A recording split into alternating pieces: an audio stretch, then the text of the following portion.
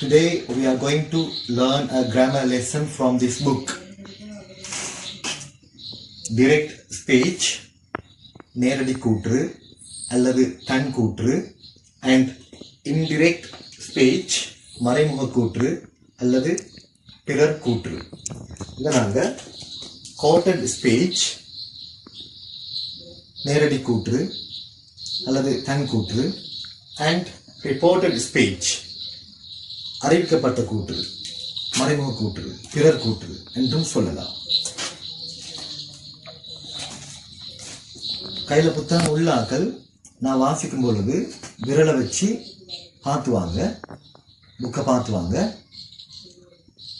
கையில் புக்கு இல்லாதாக்கள் நான் சொல்றத நல்லா காது கொடுத்து கேளுங்க.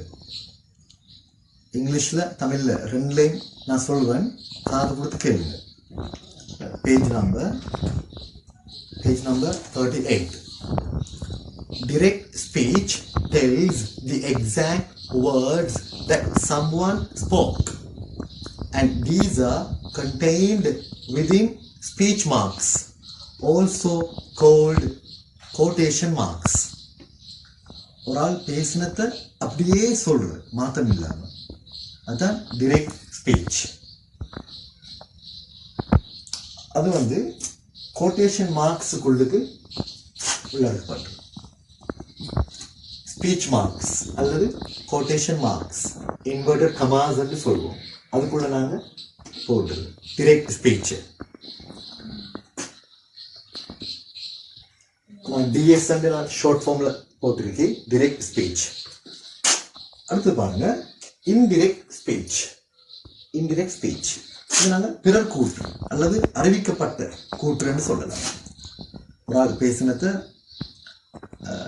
இன்னொரு ஆள் வேறு ஆட்களுக்கிட்ட அறிவிக்கிறது, அது பிறர் கூற்று. உதாரணம் பாருங்க, I love tax set on. On சொன்ன மாதிரியே இங்க போட்டிருக்குது. அதை இன்டிரெக்ட் ஸ்பீச்சாக மாற்றினா எப்படி வரும்? ஆன் செட், ஆன் கூறின that she liked dogs. அவள் விரும்பின நாய்களை, அவள் நாய்களை விரும்பின என்று ஆன் சொன்னார். Indirect speech is also known as reported speech. It is the retelling or reporting of what someone said. ஒரு ஆள் சொன்னதை அறிவிக்கிறது, திரும்ப சொல்றது தான் indirect speech. No quotation marks are used with indirect speech, as it does not necessarily report the exact same words that were spoken. இங்க quotation marks இல்லை. quotation marks இங்க இருக்குது, direct speechல இருக்குது. ஆனா indirect speechல இந்த quotation marks இல்லை. அவர் சொன்ன மாதிரியே இல்லை, வேறொரு ஆள் வேறு ஆட்கள் கிட்ட அறிவிக்கிறது, கோட்டேஷன் மார்க்ஸ் இல்லை.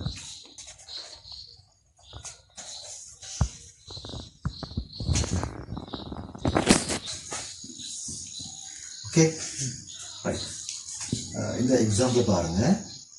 she said that she would like to get one. ஒன்றை பெற விரும்புவதாக அவள் சொன்னாள். ஒரு செல்லப்பிராணியை பெற விரும்புவதாக அவள் சொன்னாள். பட் ஆனால் her landlord, அவளுடைய நில சொந்தக்காரன், does not allow pets, செல்லப்பிராணிகளை அனுமதிக்கிறல்ல. does not allow, அனுமதிக்கிறல்ல pets, செல்லப்பிராணிகளை என்று அவள் சொன்னாள். டிரெக்ட் டு இன்டிரெக்ட் ஸ்பீச், தன் கூற்ற பிறர் கூற்றாக மாற்றுறது. இதனால பார்ப்போம், கொஞ்சம் டீட்டெயிலாக பார்ப்போம், கொஞ்சம் விரிவாக. நாங்கள் கொஞ்சம் கேளுங்க. Indirect speech reports what has been said. So by definition, it reports on something that has already happened and must logically be in the past tense. ஏற்கனவே நடந்துள்ள ஒன்று, சொல்லப்பட்ட ஒன்றை அறிவிக்கிறது. எனவே தர்க்க ரீதியாக பார்க்கும் பொழுது இது இறந்த காலத்தில் தான் வரும். தர்க்க ரீதியாக பார்த்தோம். Often when converting direct speech into indirect speech, the tense will backshift, meaning move backwards in tense. பாருங்க, அடிக்கடி நாங்க பார்த்தோம்னா காலம் வந்து பேக் ஷிஃப்ட் ஆகும். பேக் ஷிஃப்ட்னா மூவ் பேக்வர்ட்ஸ், பின்னோக்கி நகரும். உதாரணத்துக்கு சொல்றேன்டா, பிரசன்ட் நிகழ்காலத்துல உள்ளது பாஸ்ட் இறந்த காலமாக மாறும். பிரசன்ட் டென்ஸ்ல உள்ளது பாஸ்ட் டென்ஸுக்கு மாறும், இறந்த காலமாக மாறும். அதான் டென்ஸ் வில் பேக் ஷிஃப்ட்னு சொல்றது. காலம் பின்னோக்கி நகருன்னு சொல்றது அதான். இதுல ரெண்டு விஷயங்கள் மாறும். ஒன்று tense of the reporting verb, அறிவிக்கும் வினைத காலம் மாறும். உதாரணம், he says, அவன் சொல்கிறான் என்று இருக்கிறது he said, அவன் சொன்னான் என்று மாறும். he says, he said, அவன் சொல்கிறான், அவன் சொன்னான். இது வந்து reporting verb. அதாவது says சொல்ற, said சொன்ன என்பது என்ன? ரிப்போர்ட்டிங் verb, அறிவிக்கும் வினை. அது மாறும். says அல்லது say என்று இருக்கிறது said, சொல்ற என்றது சொன்ன என்று மாறும். ரெண்டாவது பாருங்க, tense of the reported speech itself. reported speech அறிவிக்கப்பட்ட கூற்று, அதோட டென்ஸ், அதோட காலமும் மாறும். இது பொதுவான ரூல், ஜெனரல் ரூல். இந்த ஜெனரல் ரூல், பொதுவான விதி, இதுக்கு மாற்றமாகவும் சில டைமுக்கு நாங்க யூஸ் பண்ற, அதை நாங்க பிறகு பார்ப்போம். இது பொதுவான ரூல் இந்த பாடத்தில். Reporting verb in the present and future tenses. அறிவிக்கும் வினை நிகழ்காலத்துல எதிர்காலத்துல வந்தா எப்படின்னு பார்ப்போம். பாருங்க, he says, அவன் சொல்கிறான். சொல்கிறான் என்பது என்ன காலம்? பிரசன்ட், நிகழ்காலத்துல இருக்குது. Right? I am sitting in the garden. நான் உட்கார்ந்து கொண்டு இருக்கிறேன் தோட்டத்தில். am sitting, உட்கார்ந்து கொண்டு இருக்கிறேன். இதை நாங்க இன்டிரெக்ட் ஸ்பீச்சாக மாத்த போறோம். பாருங்க, he says, அவன் சொல்கிறான். says சொல்கிறான் என்ன? என்ன காலம்? பிரசன்ட், நிகழ்காலம். பாஸ்ட், இறந்த காலம் அல்ல. அப்ப says சொல்கிறான் என்பது என்ன? Reporting verb. says சொல்கிறான், இங்கேயும் says சொல்கிறான், ரிப்போர்ட்டிங் verb. சொல்கிறான், இது பிரசன்ட், நிகழ்காலத்துல இருக்கு.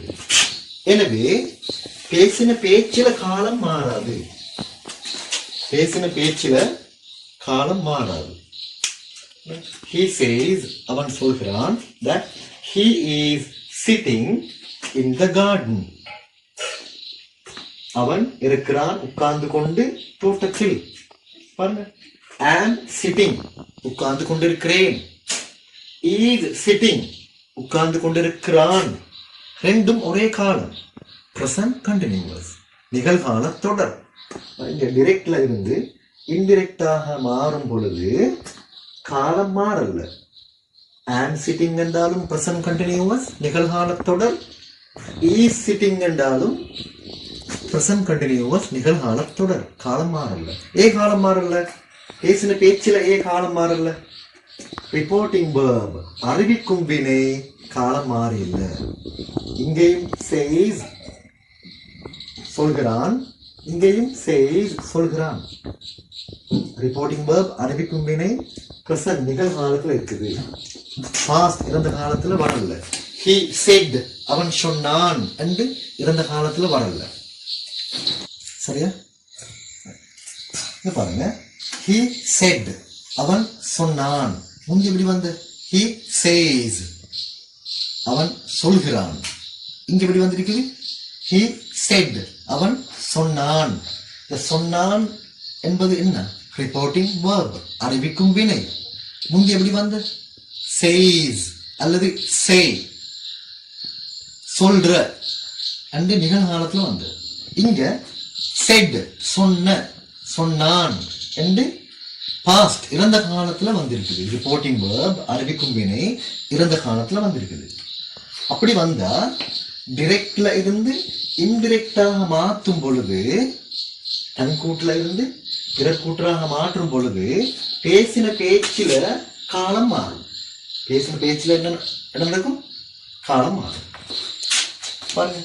he said, அவன் சொன்னான், that he was sitting, இருந்தான் உட்கார்ந்து கொண்டு, was sitting, உட்கார்ந்து கொண்டிருந்தான், in the garden, தோட்டத்தில். am sitting, உட்கார்ந்து கொண்டிருக்கிறேன் என்பது present continuous, நிகழ்கால தொடர். அது என்ன காலமாக மாறி இருக்குது? இன்டிரெக்ட் ஸ்பீச்ல என்ன காலமாக மாறி இருக்குது? was sitting, உட்கார்ந்து கொண்டிருந்தான் என்று past continuous, இருந்த